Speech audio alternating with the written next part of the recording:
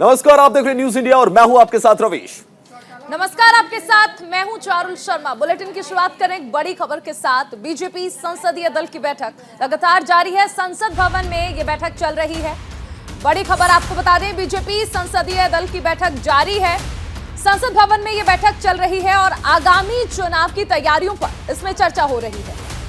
PM Modi भी बैठक में मौजूद हैं, तो हम आपको बता रहे हैं कि आज बीजेपी संसदीय दल की बैठक जो है वो शुरू हो चुकी है। काफी अहम बैठक ये है क्योंकि मिशन 2024 और अगले साल होने वाले 9 राज्यों के चुनाव के मद्देनजर इस बैठक को बीजेपी के लिए काफी अहम माना जा रहा है। प्रधानमंत्री नरेंद्र मोदी भी बैठक में शामिल हैं। गृहमंत्री अमित शाह, राजनाथ सिंह, तमाम बड़े नेता इस बैठक में मौजूद।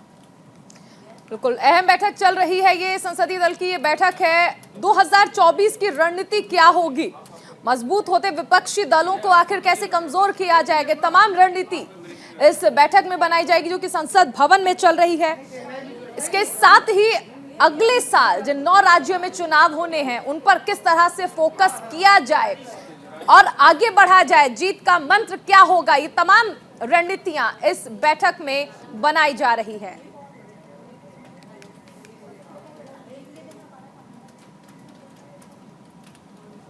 और इस खबर पर ज्यादा जानकारी के लिए हमारे सहयोगी राजीव तिवारी हमारे साथ जुड़ गए। राजीव, संसदीय दल की बैठक है, 14 तारीख को भी बैठक हुई थी, आज भी बैठक है।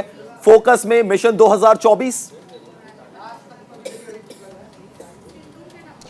बिल्कुल, अगर देखा जाए तो गुजरात में जो प्रचंड जीत मिली है भारतीय जनता पार्टी को, उसके बाद भारतीय जनता पार्टी के लोग उत्साहित हैं। आपने देखा होगा कि 14 तारीख को किस तरह प्रधानमंत्री का वहां पे सम्मान किया गया और आज ये जो बैठक चल रही है, माना जा रहा है कि इस बैठक में जो है मिशन 2024 को लेकर ही चर्चा की जाएगी। साथ ही 2023 में 9 राज्यों में चुनाव है, जिसमें 3 जो राज्य हैं, मध्य प्रदेश, छत्तीसगढ़, राजस्थान, इस पर भारतीय जनता पार्टी की फोकस है।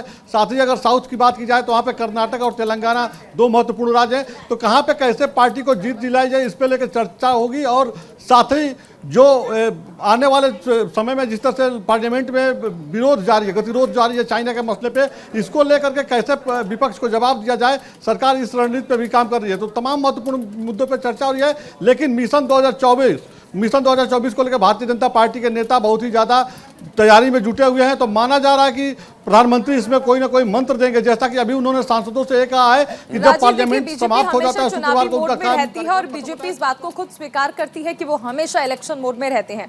तो एक तरफ 2024 का टारगेट, तो दूसरी तरफ लगातार जो विधानसभा चुनाव हो रहे हैं और अगले साल भी देखिए 9 राज्य में विधानसभा चुनाव होने हैं। ऐसे में किस तरह से समन्वय बनाया जाएगा कि दोनों मिशन पर पूरी तरह फोकस कर लिया जाए और साथ ही विपक्ष को जवाब भी मिलता रहे वो तमाम सवाल जो उठाते हैं। देखिए, अगर देखा जाए तो पार्लियामेंट में इस समय दोनों सदनों में जो चाइना का मसला है, इसको लेकर विपक्ष पूरी तरह से हंगामा कर रहा है। चाहे राज्यसभा देखिए, लोकसभा देखिए कि चाइना सैनिक किस तरह से घुसपैठ कर रहे थे, तो बड़ा मुद्दा बनाने की कोशिश में है विपक्ष। लेकिन वहीं रक्षा मंत्री ने अपना स्टेटमेंट दे दिया। सरकार की तरफ से यही कहा जा रहा है कि रक्षा मंत्री ने जब जवाब दे दिया है तो आप लोग को हंगामा नहीं करने चाहिए। तमाम महत्वपूर्ण विधेयक हैं जिन पर चर्चा करना जरूरी है। ऐसे में इसको लेकर के भी रास्ता कैसे सरकार तैयार करे, इस पर चर्चा की जाएगी। साथ ही जो 9 राज्य हैं, 9 राज्यों में जो चुनाव है 2023 में, यहाँ पार्टी कैसे कमल खिलाए, इस पर चर्चा की जाएगी इस बैठक में। तो महत्वपूर्ण मुद्दों पर चर्चा आज हो रही है। जी रवि, बहुत बहुत शुक्रिया आपका तमाम जानकारी देने के लिए। हमारे सहयोगी हमें तमाम जानकारी दे रहे थे बीजेपी संसदीय दल की बैठक के बारे में। चलिए बढ़ते अगली खबर की तरफ, जो कि शोपिया से आ रही है। शोपिया में मारे गए 2 आतंकवादियों की पहचान हो गई है। मुठभेड़ में आतंकी लतीफ लोन, उमर नजीर को ढेर कर दिया गया। कश्मीरी पंडित पूरन भट्ट की हत्या में शामिल था लतीफ। तो बड़ी खबर आपको बता रहे हैं, शोपिया में जो 2 आतंकवादी मारे गए उन दोनों की पहचान कर ली गई है। बिल्कुल, उमर नजीर ने की थी नेपाल के तिल बहादुर की हत्या। आतंकियों के पास से भारी मात्रा में हथियार बरामद किए गए हैं। कश्मीरी पंडित पूरन भट्ट की हत्या में लतीफ शामिल नजर आया है। यानी कुल मिलाकर कहा जा सकता है कि शोपिया में जिनकी हत्या की गई थी 2 आतंकी, अब उनकी पहचान कर ली गई है। आतंकियों के पास से भारी मात्रा में हथियार भी बरामद किए गए हैं। शोपिया में इन्हें मारा गया था, इनकी पहचान कर ली गई है। मुठभेड़ में आतंकी लतीफ लोन और उमर नजीर को ढेर कर दिया गया है।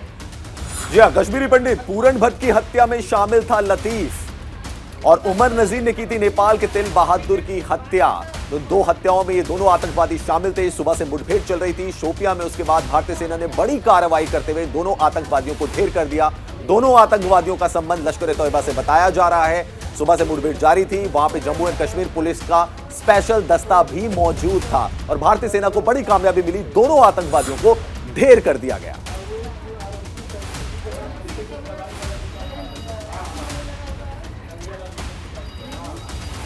तो आतंकवादियों के पास से भारी मात्रा में हथियार भी बरामद किए गए हैं। सुबह से ये मुठभेड़ चल रही थी जिसमें लतीफ लोन और उमर नजीर को ढेर कर दिया गया। शोपियां में मारे गए दोनों आतंकवादियों की जो पहचान थी वो हमने आपको बताई।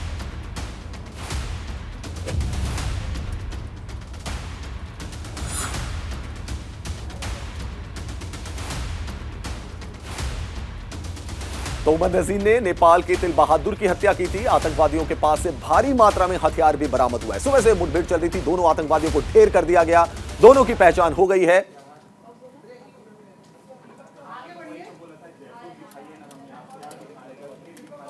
आतंकवादियों के पास से भारी मात्रा में हथियार भी बरामद हुआ। शोपियां में मारे गए दोनों आतंकवादियों की पहचान कर ली गई है। इन दोनों के ऊपर एक कश्मीरी पंडित और एक नेपाल के शख्स की हत्या का आरोप था।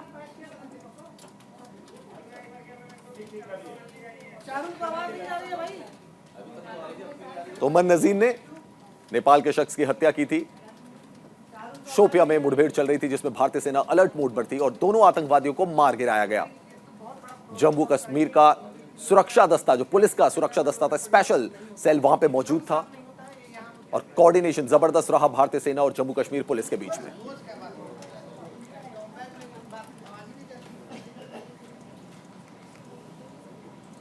और इस बीच एक बड़ी खबर आ रही है। दिल्ली एनसीआर में घना कोहरा छाया हुआ है। उत्तर भारत के राज्य में ठंड लगातार बढ़ती जा रही है। देश भर में घना कोहरा छाया हुआ है। सड़कों पर विजिबिलिटी काफी कम हो गई है। घने कोहरे से तापमान में गिरावट भी दर्ज की गई है और लोग अलाव का सहारा भी ले रहे हैं। उत्तर भारत के राज्यों में ठंड और कोहरे का सितम देखने को मिल रहा है। मौसम विभाग की माने तो अगले 2 दिनों तक दिल्ली, यूपी, बिहार, पंजाब में घना कोहरा छाए रहने का ऑरेंज अलर्ट है।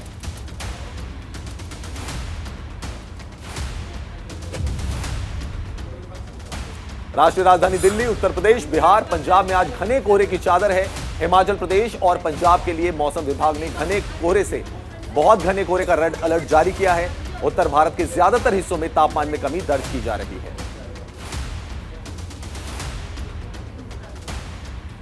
तो लगातार कोहरे की वजह से तापमान में गिरावट दर्ज की जा रही है, जिसकी वजह से अब घने कोहरे के कारण विजिबिलिटी कम हो चुकी है।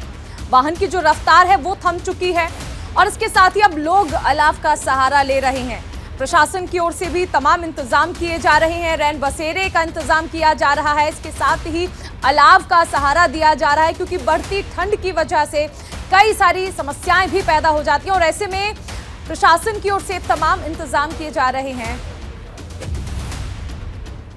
हमारे साथ सहयोगी मनीषा और शेखर जुड़ गए हैं। मनीषा, सबसे पहले आपके पास आना चाहेंगे। दिल्ली एनसीआर में घने कोहरे की वजह से आप देखिए विजिबिलिटी अब पूरी तरह से कम हो चुकी है।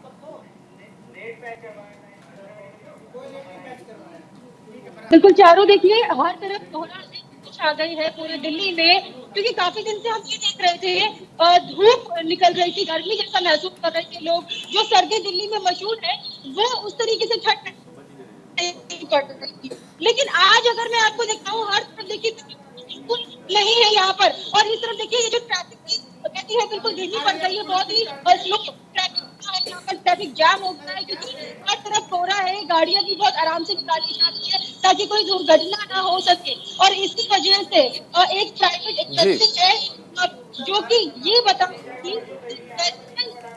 जी मनीषा, आप हमारे साथ बने रहिए। शेखर त्रिवेदी हमारे साथ लखनऊ से जुड़े हुए हैं, सीधे शेखर का रुख करते हैं। शेखर, हमने दिल्ली एनसीआर में देखा घना कोहरा छाया हुआ था, किस तरीके की सुबह रही लखनऊ में?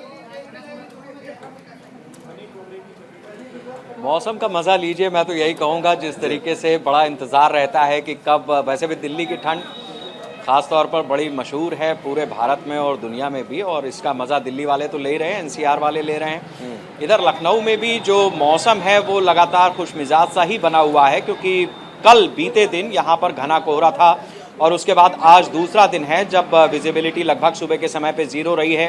हालांकि लखनऊ की बात जहाँ तक करें तो इस समय सूर्यदेव अपनी कृपा बरसा रहे हैं जी। निकल आए हैं और थोड़ी सी रौनक चमक ऐसी सड़कों पर दिखाई देने लगी है। लोगों का जो आवागमन है वो पिछले आधे घंटे में तेजी से बढ़ा है कोहरा छटा है। स्कूलों में चूंकि छुट्टियां होने वाली हैं, क्रिसमस का आगे त्यौहार है, लिहाजा आज या कल में बहुत सारे स्कूल हैं जो बंद हो जाएंगे, तो सुबह की जो भाग दौड़ है वो भी थोड़ी कम होगी। सरकार की तरफ से रैन बसेरों में पर्याप्त इंतजाम रहे, इस बात की चेतावनी, इस बात की तस्दीक मुख्यमंत्री योगी आदित्यनाथ की तरफ से कर दी गई है। बीते दिन आपने देखा होगा कि उन्होंने कंबल बांटे, रैन बसेरों का उन्होंने खुद जाकर के जायजा लिया है। इसी तरीके से राजधानी लखनऊ समेत अलग अलग शहरों में जो रैन बसेरे हैं, केवल ऐसा ना हो कि वो कहने के लिए रैन बसेरे हों, वहाँ पर प्रॉपर अलाव जल सके, वहाँ पर लोगों को जो रहने के लिए जगह मिल सके, कंबल इत्यादि की भी व्यवस्था हो, पुआल लगे हो। शेखर, आपसे जानकारी हम लेते रहेंगे जिस तरीके से कोहरा जो है वो देखा जा रहा है नॉर्दर्न इंडिया में। बढ़ते हैं आगे। देश भर में सर्दी का सितम बढ़ने लगा है। कोहरे और ठंड ने शहरों को अपनी जद में लेना शुरू कर दिया है। यूपी के हरदोई में भी ठंड ने तेवर दिखाना शुरू कर दिया है। घने कोहरे और भीषण ठंड ने लोगों की परेशानी को बढ़ा दिया है। तापमान में भारी गिरावट दर्ज की गई है। कोहरे के कारण हाईवे की विजिबिलिटी कम हो चुकी है। मौसम विभाग के मुताबिक आने वाले समय में ठिठुरन और कोहरा बढ़ने की संभावनाएं अभी भी बनी हुई है। तो सूरज की आंख में चोली भी चल रही है। विजिबिलिटी लगातार कम होती जा रही है। घने कोहरे के कारण लोगों को कई सारी परेशानियां हो रही हैं। खासकर जो लोग हर रोज ऑफिस जाते हैं, उन्हें कम विजिबिलिटी की वजह से कई सारी परेशानियां हो रही हैं और खासकर सड़कों पर, हाईवे पर विजिबिलिटी कम होने की वजह से, घने कोहरे की वजह से रफ्तार मानो थम सी गई है। जी, और हमारे साथ शेखर त्रिवेदी जुड़े हुए, सीधे शेखर के पास होते हैं। शेखर, एक सबसे बड़ी प्रॉब्लम जो फॉग के दौरान होती है, कोहरे के दौरान होती है, वो होती है विजिबिलिटी को लेकर, क्योंकि विजिबिलिटी बहुत कम हो जाती है और यातायात में बहुत ज्यादा प्रॉब्लम इसमें देखने को मिलती है। हमने 2-3 दिन पहले भी देखा था, यमुना एक्सप्रेसवे की भी बात करें तो वहां पे काफी ज्यादा एक्सीडेंट के केसेस आए थे। तो ये एक बड़ी प्रॉब्लम जो कि लोगों को फेस करनी पड़ती है। बिल्कुल, इसमें कोई दो राय नहीं है। बीते दिन जब कोहरे की शुरुआत हुई है, शहरों में अंदर तक कोहरा दिखाई दिया है, उस समय पे 14 एक्सीडेंट हुए हैं उत्तर प्रदेश में अलग अलग जगहों पर। आज भी कुछ इसी तरीके की स्थिति है। सुबह से जो खबरें आ रही हैं, कहीं स्कूलों की बच्चों को ले जा रही वैन की टकराहट हुई है, कहीं पर मोटरसाइकिल या टेम्पो कैंटर की भिड़ंत हो गई है। इस तरीके की खबरें तमाम आ रही हैं। डिटेल्स आना अभी बाकी है। ये लोगों से ज़रूर कहा गया है कि वो या तो फॉग लाइट का इस्तेमाल करें या फिर कोहरे में लगातार चलने से बचें। साथ साथ जो यमुना एक्सप्रेसवे और आगरा एक्सप्रेसवे है, देखिए एक्सप्रेसवे पे 100 की रफ्तार लिमिट की गई है, लेकिन लोग उसको तोड़ते हैं। 125, 150 और कई तो 200 तक चले जाते हैं। बड़ी बड़ी गाड़ियां हैं, नई गाड़ियों की तकनीक का इस्तेमाल करते हैं। लेकिन विजिबिलिटी लगातार जो कम हो रही है, उससे परेशानियां जरूर उन लोगों को होती है जो हर रोज ऑफिस जाते हैं। दीपक हमारे साथ बने हुए हैं जयपुर से। दीपक, जिस तरह सहयोगी शेखर कह रहे थे कि मौसम है, मौसम का मजा लीजिए, और ऐसे में अगर हम बात कर ले राजस्थान के मौसम की, तो इस वक्त क्या हाल है? गर्मियों के लिए तो मशहूर है, लेकिन सर्दियों में इस वक्त क्या देख पा रहे हैं? बिल्कुल रेतीला राजस्थान इसको कहा जा सकता है, और मैं कहूँगा जयपुर का मौसम बेहद अच्छा है। इस समय करीब 10:15 का समय हो चुका है। सूरज की बेहद कृपा है, बहुत अच्छा खासी जो धूप है वो निकल चुकी है, जिससे अभी फिलहाल ऐसा नहीं लग रहा है कि सर्दी का मौसम है। मैं यूं कहूँ कि जयपुर में सुबह शाम की सर्दी है। फॉग की अगर बात करें, धुंध की अगर बात करें, तो वो सुबह के समय जरूर रहती है, लेकिन जैसे जैसे सूरज जब आता है तो वो भी हट जाता है। हालांकि मौसम विभाग ने कहा है कि 25 तारीख के बाद राजस्थान में शीतलहर चलेगी, एक बारिश की आसार है। कह सकते हैं कि 25 तारीख के बाद राजस्थान में जो है सर्दी बढ़ सकती है। जो माउंट आबू है, क्योंकि राजस्थान में बिल्कुल देखिए, बिल्कुल मौसम फिलहाल खुशनुमा कहा जा सकता है। बने रहिए, आगे आपसे जानकारी लेंगे। इस बीच एक बड़ी खबर, अमेठी में आज दूसरे दिन भी घने कोहरे का प्रकोप देखने को मिल रहा है। घने कोहरे के चलते सड़कों पर सन्नाटा पसरा हुआ है। अमेठी में घने कोहरे का प्रकोप लगातार देखने को मिल रहा है। सड़कों पर सन्नाटा है, विजिबिलिटी कम होने की वजह से। कई खबरें हम पिछले कुछ दिनों में देख रहे हैं जहां पर कम विजिबिलिटी की वजह से कई सारी सड़क दुर्घटनाएं हुई, कई लोगों की जान जा चुकी है, क्योंकि कोहरे का प्रकोप अब सड़कों पर भी देखने को मिल रहा है। बता दें कि शहर से लेकर गांव तक सड़कों पर घना कोहरा छाया हुआ है, जिससे विजिबिलिटी बहुत कम हो गई है और सड़कों पर वाहनों की रफ्तार थम सी गई है। तो अमेठी की बात हम आपको बता रहे हैं, अमेठी की खबर हम आपको बता रहे हैं। अमेठी में घने कोहरे का प्रकोप जारी है। सड़क पर विजिबिलिटी बहुत कम हो गई है। जो वाहन हैं उनको आवाजाही में काफी दिक्कतों का सामना करना पड़ रहा है। सड़कों पर वाहनों की जो रफ्तार है वो थम गई है, काफी स्लो स्पीड से चल रहे हैं, क्योंकि फॉग है, विजिबिलिटी ज्यादा है नहीं। तो बहुत सतर्कता के साथ इस समय चलना होता है और बहुत सतर्कता के साथ गाड़ी चलानी है, क्योंकि एक्सीडेंट के भी कई केसेस सामने आ रहे हैं। अगर एक्सप्रेसवे की भी बात की जाए, वहां पे भी कई एक्सीडेंट हुए और आज कोहरे की वजह से भी बहुत दिक्कतों का सामना जो है वो लोगों को करना पड़ रहा है। तो अमेठी में भी घने कोहरे का प्रकोप देखने को मिल रहा है। विजिबिलिटी बेहद कम होती जा रही है। तापमान में गिरावट देखिए लगातार दर्ज की जा रही है और ऐसे में मौसम विभाग का कहना है कि आने वाले दिनों में भी स्थिति ऐसी ही बनी रहेगी।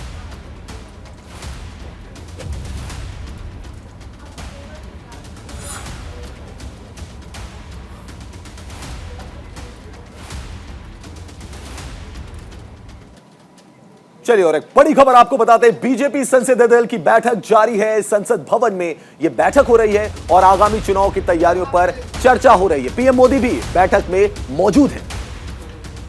बिल्कुल, बीजेपी संसदीय दल की बैठक लगातार जारी है। खुद पीएम मोदी इसमें मौजूद हैं। आप तस्वीरें भी देख सकते हैं। ये सीधी तस्वीरें आप देख सकते हैं संसद भवन की, जहां पे कि बीजेपी संसदीय दल की बैठक चल रही है। जैसा कि आप जानते हैं कि 2024 का लोकसभा चुनाव और उसके साथ ही साथ अगले साल होने वाले 9 राज्यों के चुनाव को फोकस में रख के ये बैठक बुलाई गई है। रक्षा मंत्री राजनाथ सिंह को आप वहां पे देख सकते हैं। जेपी नड्डा जो कि बीजेपी के अध्यक्ष है, वो भी वहां पे मौजूद हैं। प्रधानमंत्री नरेंद्र मोदी पहुंचे थे, वो भी बैठक में मौजूद है। वहां पर बीजेपी संसदीय दल की बैठक इस वक्त चल रही है, जिसकी सीधी तस्वीरें हम आपको दिखा रहे हैं, लाइव तस्वीरें। बीजेपी संसदीय दल की बैठक चल रही है।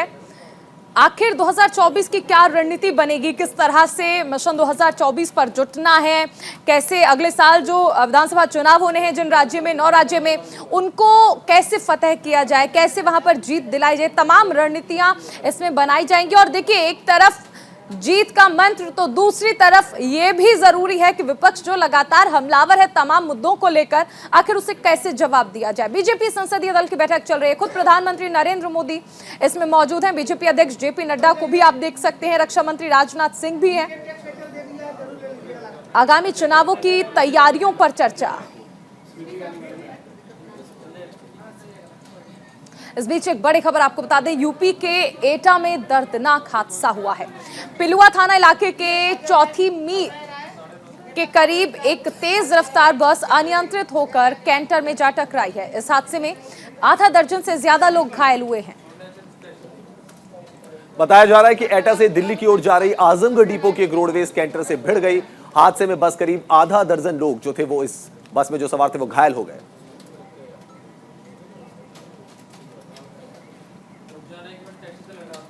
अजय राय कांग्रेस के नेता कुछ बोल रहे हैं, सीधे आपको वहां लिए चलते हैं। माँ गंगा के पुत्र बनकर आए थे। गंगा जी में देख ले रोज टीला ये रेता रोज निकल रहा है। कहीं गंगा मैया की कोई सफाई हुई हो, आप देख लें। एक नहर बनाया था इन्होंने, वो नहर जो गंगा जी बनी थी किनारे, वो भी कट के पूरा गंगा जी में मिल गई। घाट है, वो घाट दरकते जा रहे हैं माँ गंगा के किनारे की। केवल सजावट और लेज़र की लाइट दिखाकर जनता को वोट नहीं मिलने वाला है। जनता चाहती है कि आपने कितने कल कारखाने बनारस में लगाए, कितने फैक्ट्रियाँ लगाई, कितने लोगों को रोजगार मिला, कितने लोगों को काम मिला, कितने लोगों के पॉकेट में पैसे गए, किसानों का क्या भला हुआ। किसानों का जो सामान उपज होती है वो कहीं बिक रही है, कोई नया कारखाना नहीं बना। किसी परिवार के बच्चों को नौकरी मिली तो आप बता सकते हैं। आप खुद मीडिया वाले लोग हैं, आप दिन रात जनता के बीच में रहते हैं। आप देख लें किसी का बच्चे को मिल गया, आपके किसी रिश्तेदार को नौकरी मिल गई हो, काम मिल गया हो तो बता दें मुझे। काशी विश्वनाथ कॉरिडोर तो बना दिया, राम मंदिर बन रहा है। काशी विश्वनाथ कॉरिडोर से बाहर के लोग हो सकता है चकाचौंध दिखाकर जो तमिल समागम कर रहे हैं, बाहर के लोगों को दिखा रहे हैं पूरे देश में, पर जो काशी के लोग हैं, काशीवासी, उससे बहुत दुखी हैं। आप उसका परिणाम विधानसभा में देख सकते हैं कि विधानसभा दक्षिणी चुनाव जीतने में एड़ी की चोटी लगाना पड़ा। प्रधानमंत्री जी को चाय पीना पड़ा, पान खाना पड़ा, 2-2, 3-3 दिन बनारस में रहना पड़ा।